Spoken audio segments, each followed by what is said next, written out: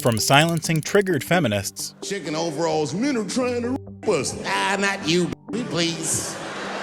to calling out modern woke culture. You could shut the up. Here are 10 times woke people got humiliated by Dave Chappelle, starting with his Netflix special, The Closer, where he took direct shots at woke feminists trying to cancel him. What could I possibly be saying that would make these think I hate women? So you know what I did? I Googled the dictionary definition of a feminist just to make sure I was talking about the right thing. But Dave soon flipped the script on them using their own definition. Webster's defines a feminist as a human being, not a woman, a human being that believes in equal rights for women. I'm shocked that that's what that meant. Because by that definition, I would consider myself a feminist, and I didn't even know that at the time. And he masterfully turned the discovery into material as well. All these years, I thought it meant frumpy dyke.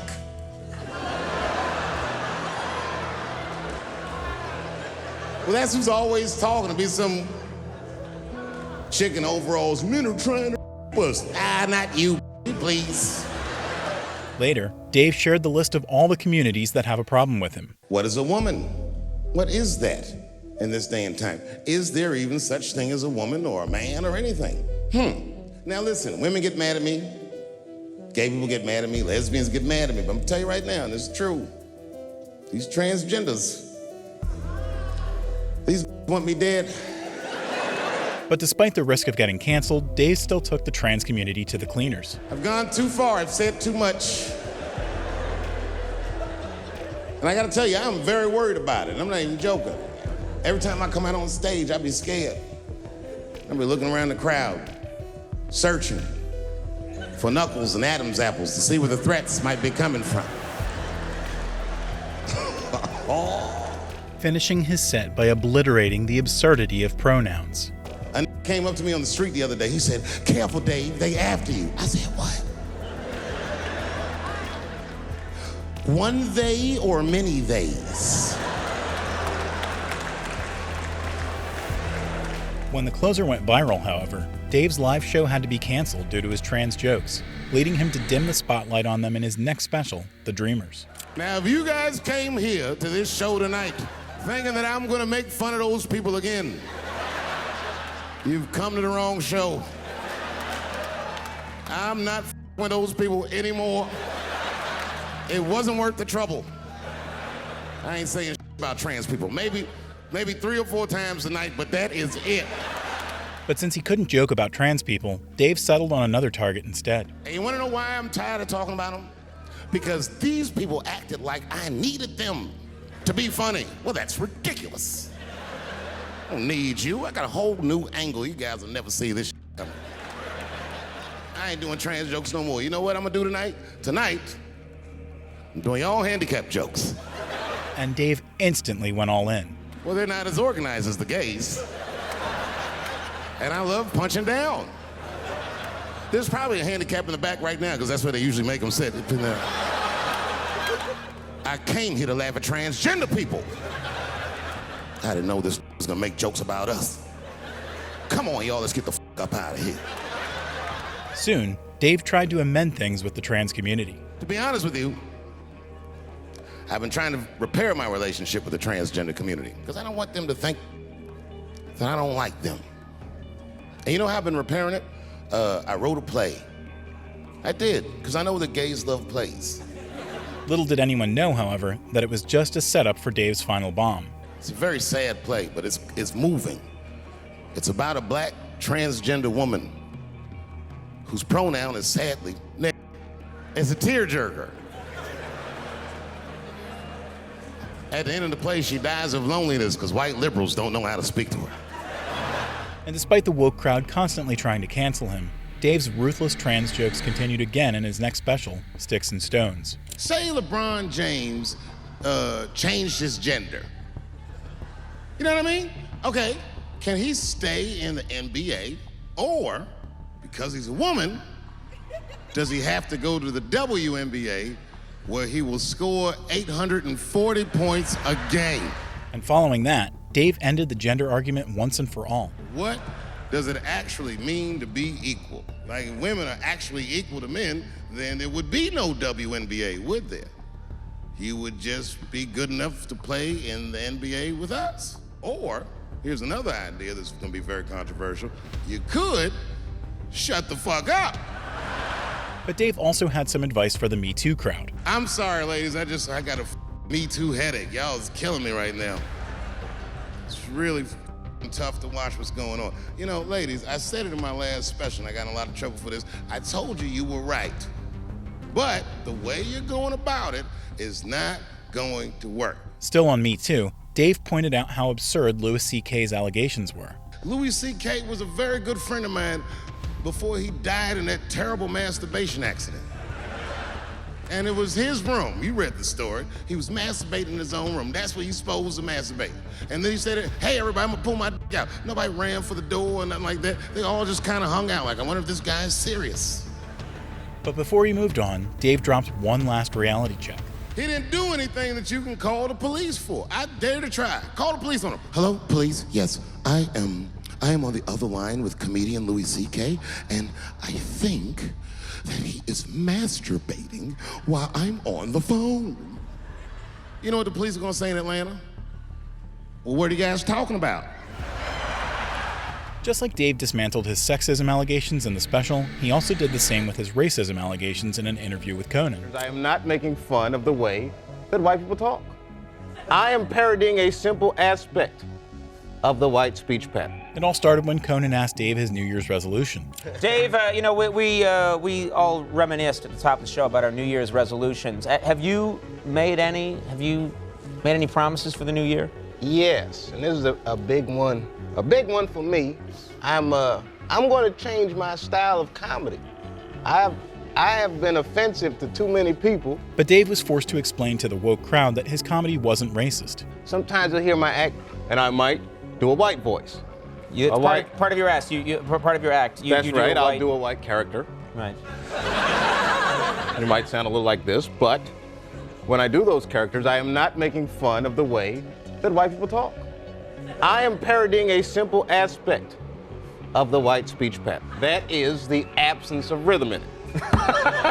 And before the interview was over, Dave clarified everything with a final jab. Now, it's the same way you might hear a white comedian impersonate a black guy. Now, how's he gonna sound?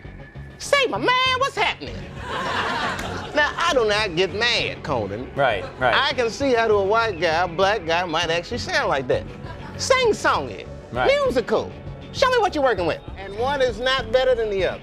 While Dave was clear with his take on racism, he was completely confused by the LGBTQ community's pronouns in this next special. Stuart educates me about this movement, you know what I mean? I didn't even know about it. He told me it's called LBGTQ.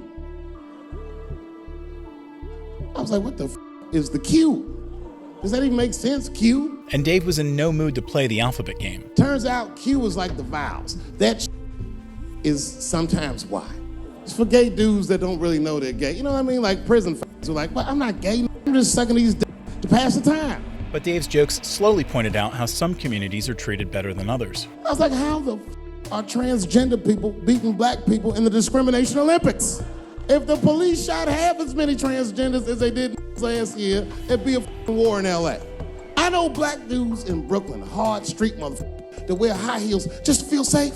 And next in his sights was his favorite community again. Transgenders are gangsters. I used to do business with a transgender in Hollywood.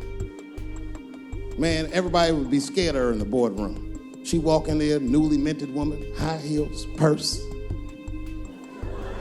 But Dave still took shots below the belt. And then she walked to the head of the conference table, stare at us all, reach in her purse, pull her old out and throw it on the table.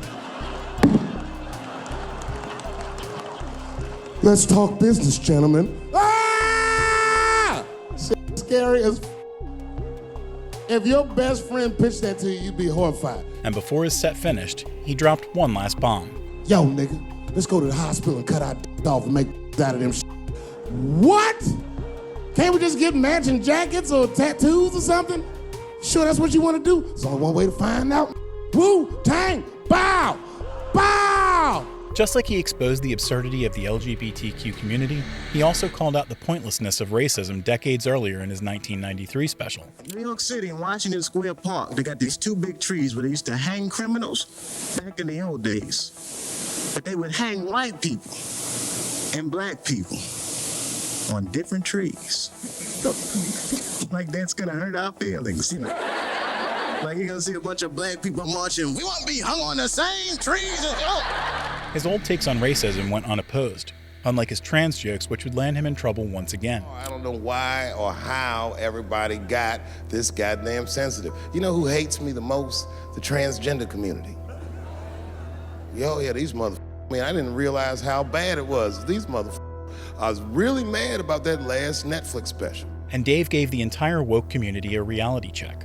My problem has never been with transgender people. I just feel like these things should not be discussed in front of the blacks.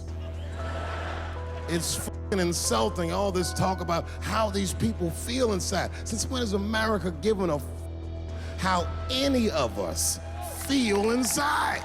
After that, Dave started coming up with some theories. And I cannot shake this awful suspicion that the only reason everybody is talking about transgenders is because white men want to do it. That's right. I just said that. And it didn't take long for him to prove them right. If it was just women that felt that way, or black dudes and Mexican dudes being like, hey, y'all, we feel like girls inside, they'd be like, shut up, no one asked you how you felt. It reeks of white privilege. You never asked yourself why it was easier for Bruce Jenner to change his gender than it was for Cassius Clay to change his name? But while Dave constantly makes the trans community the butt of his jokes, this next stand-up with Shane proves that he takes shots at both sides. All right, this guy I'm bringing on stage is so funny, he got canceled at the beginning of his career.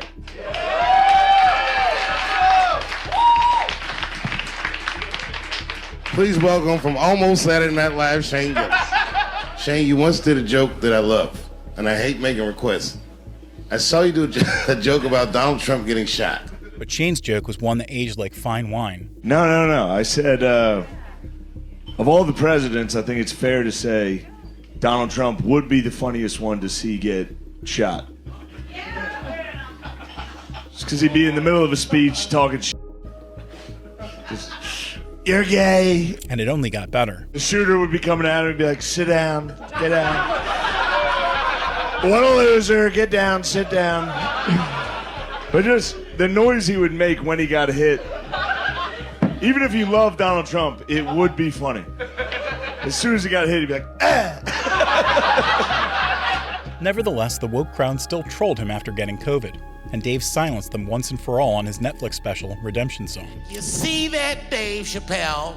That's why we stay inside where it's safe, and we never try anything. Well, enjoy yourselves, motherfucker, because I'm better now. It all started when Dave was discussing how he got COVID. When a hero stumbles, well, the cowards rejoice. Nothing feels better to a coward than to watch a brave guy fall. Now, you guys might have seen in the news that I caught coronavirus recently, and I did. Whoops. And while the majority of his fans were concerned, and when I said I had the coronavirus, the overwhelming majority of people wished me well. Said, we hope you get better, take care of yourself. We don't want anything bad to happen to you. the canceled Dave crowd wasn't so pleased. But there was a faction of people, the cowards, who said, you see that, Dave Chappelle?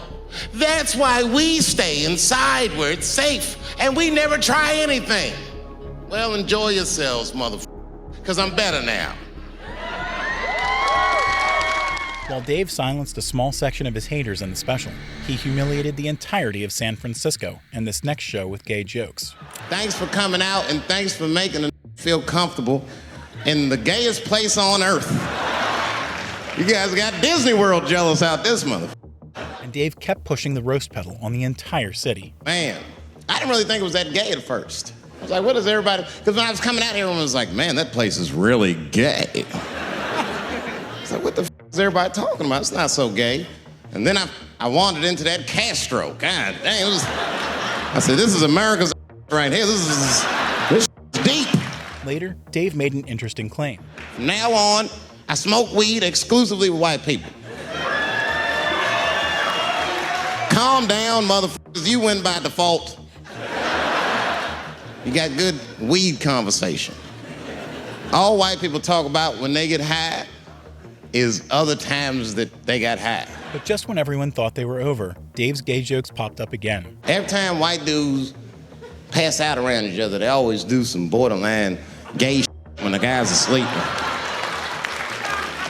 Frank fell asleep, so he stuck a carrot in his and put shaving cream on his why, motherfucker? Why'd you do that to a friend of yours? He trusted you enough to sleep around you gonna put a carrot in his ass? And before he finished, Dave did one last hilarious mimicry. I tell you right now, if I put a carrot in a black dude's ass, will kill you when he wakes up for some shit. That is an automatic death sentence on the street. I thought y'all was friends, baby.